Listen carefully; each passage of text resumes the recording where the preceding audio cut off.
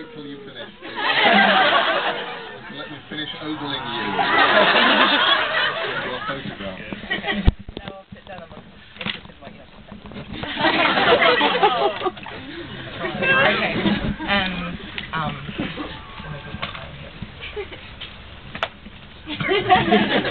And you can also look at the photos close up when you come and get the signing stuff. So this is the one that those of you who've heard the album may be familiar with, because it began life as liner notes. And I love the idea of writing liner notes that sounded like they were written in about 1965, which is when people wrote really good liner notes on the back of LPs. Like you, I know exactly where I was and what I was doing when I heard Amanda Palmer had been killed. Like you, I know no more than that. Killed, yes, but by whom and how, none of us ever knew. There was nothing ever said about it on the television or the radio, but we knew. We knew. Rumors multiplied.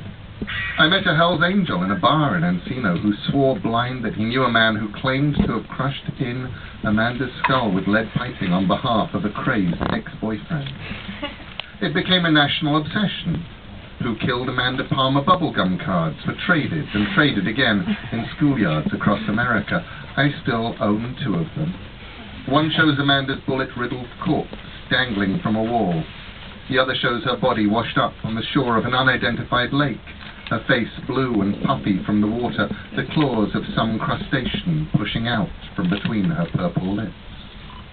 I remember the candlelight vigils, and the shrines, dozens of them in cities all over the world, spontaneous demonstrations from people who no longer had an Amanda Palmer.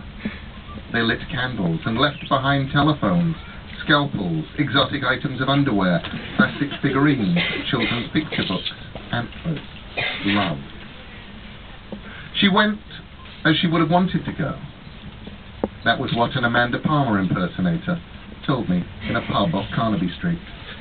Much later that night, voice slurred by alcohol, the man confided in me that he was certain that the real Amanda Palmer had been abducted by beings from a higher vibrational plane, and that the pictures of Amanda's death were not fakes pasted up and airbrushed in some back alley photographic studio, but actual photographs of the deaths of sister cells grown from Amanda Palmer's own protoplasm.